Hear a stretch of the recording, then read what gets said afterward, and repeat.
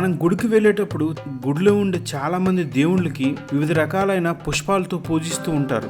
అలాగే కొంతమంది దేవుళ్ళకి కొన్ని రకాల రంగులు ఇష్టమని మన పెద్దవాళ్ళు చాలా మంది చెప్పడం మనం వింటూ ఉంటుంటాం.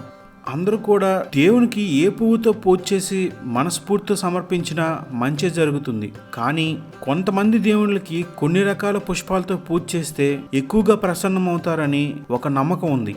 పలానా రోజున పలానా దేవునికి పలానా రంగున్న పుష్పాలతోనే పూజ చేస్తే మంచిదని చాలామంది చెప్తుండడం, అలాగే కొంతమంది ఆ విధంగా అనుసరిస్తూ ఉండడం మనం చూస్తూనే ఉంటాం. ఆ విషయాలన్నీ సమీకరించుకుంటే అందులో చాలామంది ఎక్కువగా ఏ దేవుణ్ణి ఏ రంగు ఉన్న పుష్పంతో పూజించాలో తెలియజేశారు. అవేంటంటే,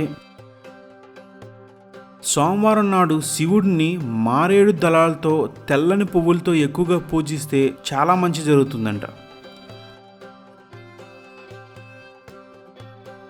మంగళవారం నాడు ఆంజనేయ స్వామిని ఆకుపచ్చని తమలపాకులతో, సుబ్రహ్మణ్య స్వామిని ఎర్రని పువ్వులతో పూజిస్తే చాలా మంచి జరుగుతుందంట.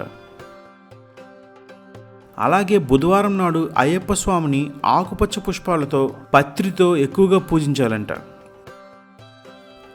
గురువారం నాడు శ్రీరాముణ్ణి లేదా లక్ష్మీ నరసింహస్వామిని పసుపు రంగు పుష్పాలతో పూజించి ఆ స్వాముల్ని ఆ పుష్పాలతో అలంకరిస్తే ఎంతో సౌభాగ్యం, ఎంతో పుణ్యం కలుగుతుందంట.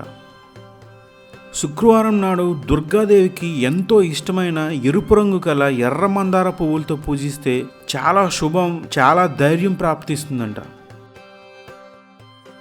శనివారం నాడు వెంకటేశ్వర స్వామిని నవగ్రహాలను నీలం రంగు ఉన్న పువ్వులతో పూజించడం చాలా శ్రేష్టమైన పని అంట.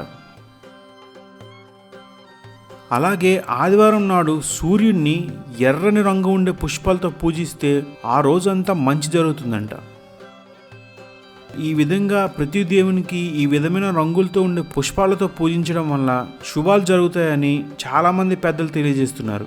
ఈ విధంగా ప్రతి వ్యక్తి 7 రోజుల్లో ఏదో ఒక రోజుని నియమంగా వారాలు చేయటం వలన గ్రహదోష నివారణ ఎక్కువగా జరుగుతుందంట. ఈ వీడియో మీకు నచ్చినట్లయితే నా వీడియోని షేర్ చేయండి లేదా లైక్ చేయండి. రెగ్యులర్గా నా అప్డేట్స్, నా వీడియోస్ మీకు కావాలంటే మాత్రం నా ఛానల్ని తప్పకుండా సబ్స్క్రైబ్ చేసుకోండి.